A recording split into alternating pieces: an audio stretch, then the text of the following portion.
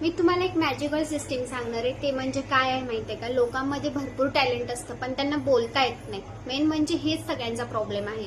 तर बोलता येत नाही याचा अर्थ आहे की तुमचं कम्युनिकेशन स्किल प्रॉपर नाही आणि तुम्ही काय इंट्रोवर्ट आहात जास्त करून.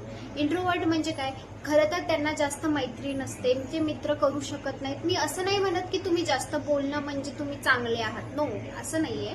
पण जर तुम्ही चांगलं बोलत नसाल, आता बघा तुम्हाला एक सांगते, तुमचे मित्र नसतील किंवा मैत्रीण नसतील हे नाही मॅटर करत, ठीक आहे. आता त्याचं ते असतं की तुम्ही किती जणांसोबत बोलता किंवा हे करता.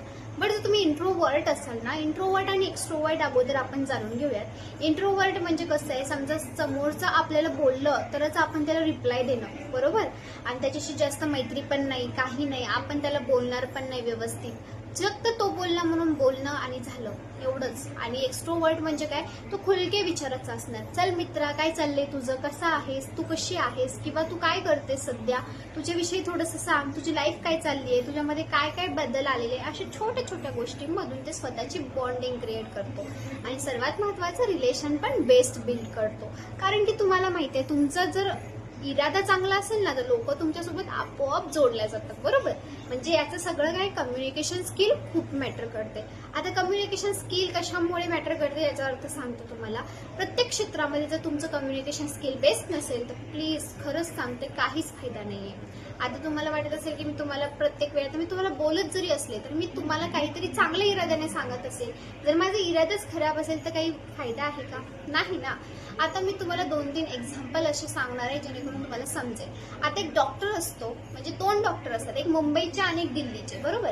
तर मुंबईचा जो डॉक्टर असतो आणि म्हणजे एक बाबा असतात, त्याच्या मुलाला घेऊन येतात दोन्ही हॉस्पिटलमध्ये. आपण एक चर्चा करूयात. तर मुंबई आणि दिल्लीच्या, मुंबईचे डॉक्टर काय म्हणतात, चला याला आपल्याला वाचवावं लागेल, नाही वाचवलं तर मग मला थोडं वाईट वाटेल, पैशाचा विचार नाही करणार मी, जे होईल ते आपण सांगूयात, पण सध्या माझं ध्येय आहे की या मुलाला वाचवणं, बाकी सगळं मी बघून घेईन, ठीक आहे. हे झालं पहिल्या डॉक्टरचं बोलणं.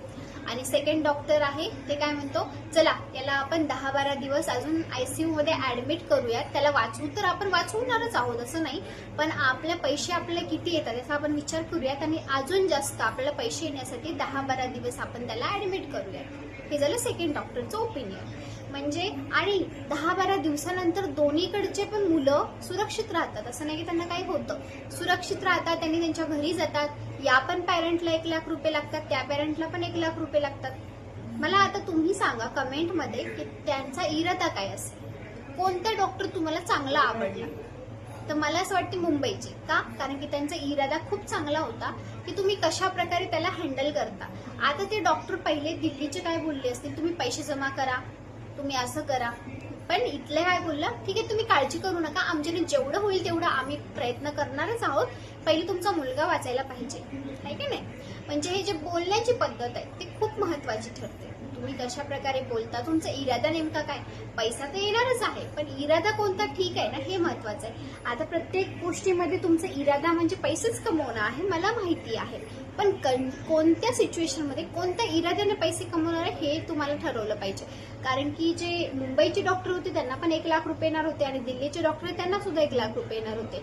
पण जे दिल्लीचे होते त्यांचा इरादा काय होता, फक्त आणि फक्त पैसा कमवणं. पण मुंबईवाल्यांचा काय होता की त्या मुलाला वाचवणं, बरोबर, त्या मुलाला वाचवणं आणि त्याला सुखरूप घरी नेणं, हा त्याचा इरादा होता. पैसा कमवणं होता का, नाही. आणि सेकंड वाल्याचं काय होतं, पैसा कमवणं. हे झाले कम्युनिकेशन स्किल. कम्युनिकेशन स्किल मध्ये सर्वात महत्वाचा इरादा, की तुम्ही नेमकं काय ठरवताय, तुमच्या लाईफमध्ये स्वतःचं ध्येय काय आहे आणि ते चांगलं आहे की वाईट आहे हे पण समजलं पाहिजे.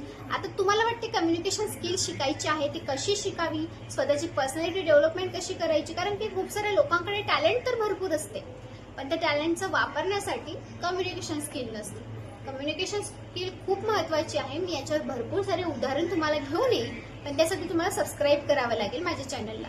आणि जर तुम्हाला कम्युनिकेशन स्किल शिकायची असेल तर स्किल पैसामध्ये तुम्हाला जॉईन करावं लागेल. मी तुम्हाला स्टेप बाय स्टेप सगळं सांगेल आणि त्याच्यामध्ये तुम्हाला सर्टिफिकेट सुद्धा भेटलं जाईल. जर तुम्ही इंटरेस्टेड असाल तर कमेंटमध्ये स्किल असं टाईप करा, मी तुम्हाला पूर्णपणे गाईड करेन. आणि तुम्हाला जर पर्सनली माझ्यासोबत जॉईन व्हायचं असेल तर डिस्क्रिप्शन बॉक्समध्ये मी माझा नंबर मेन्शन केलेला आहे, तुम्ही तिथे जाऊन मला मेसेज करू शकता. तुमचे जे डाऊट आहेत ते तुम्ही क्लिअर करू शकता. मी तुमच्यासाठी अजून नवनवीन टॉपिक्स घेऊन यायला तयार आहे. बाकी व्हिडिओ आवडला असेल लाईक शेअर सबस्क्राईब करायला विसरू नका. धन्यवाद. Thank you so much for your support.